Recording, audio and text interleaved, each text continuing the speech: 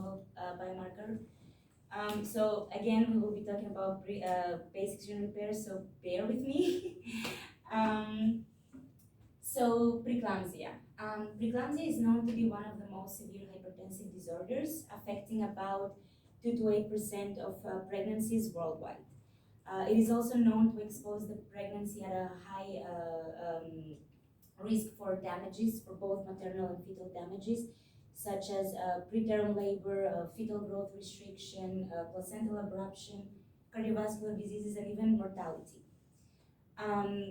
Besides hypertension that is induced by maternal and placental endovascular dysfunction, preeclampsia is also characterized by the presence of proteinuria, which is elevated proteins in urine, as well as imbalanced maternal angiogenic factors expression.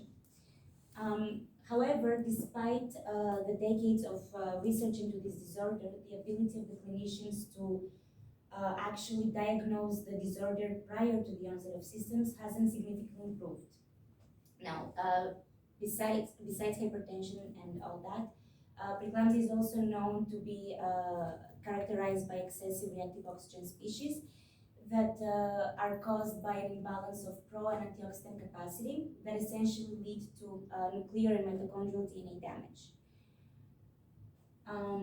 So the oxidative stress that is induced by the reactive oxygen species has been directly related to preterm labor and premature fetal growth restriction. So the oxidative stress, the DNA damage that is induced by the oxidative stress, is known to be primarily repaired by the basic excision repair pathway. Therefore, it is essential for us to measure the bear levels in preeclampsia so that we can gain a better understanding of the placental capacity during the state of hypertension, as it could potentially contribute to a better diagnosis and even treatment, as both of them are pretty elusive right now. In addition to that, placenta as an organ is known to be a non-invasive tissue for human biomonitoring, enabling us to gain a direct insight of this disorder and the effect that it has on both mother and fetus. That being said, the main objective of our research was to essentially determine whether the basic gene repair levels in hypertensive placentas could potentially constitute a novel biomarker for preeclampsia. To investigate that, we first did gene expression analysis on the primary DNA glycosylases that are involved in the early stages of the short patched bear pathway,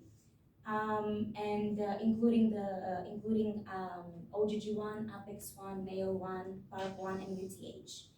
In addition to that, we also measured and compared the base excision repair levels in both cohorts, which is preeclamptic placentas and healthy placentas.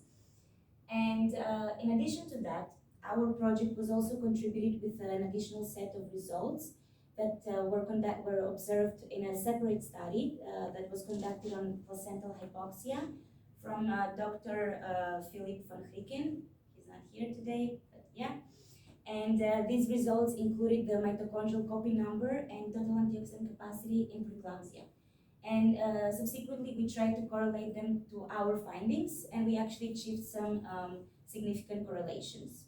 On a second scale, we also wanted to investigate whether preeclampsia had an effect on the placental telomere length shortening, and of course, if it was correlated to a decreased or increased, possibly, level of basic excision repair. Now, I will dive a bit into the pathogenesis of this disorder. Just for the record, it's not well achieved just yet because as a disorder, it is pretty mysterious, I would say, but it has been directly related to abnormal placentation and excessive oxidative stress. So, first of all, I'm going to start with what happens in a normal placentation. In a normal placentation, we have the anchorionic villus here, which develops at about 10 weeks of gestational age, and it essentially serves as a bridge between the maternal and the fetal compartment. So what happens during the placentation process is that the cytotrophoblasts cells that are located in the anchorionic villus location, they aggregate into cell columns, which essentially will invade the myometrium. And then the cytotrophoblast cells, they will get transformed into endothelial cells. So the reason for this occurrence is that during the placentation, the maternal spiral arteries, they have to get reconstructed in such way that high blood flow will be enabled, so that nutrients and oxygen can be efficiently exchanged from the mother and the fetus.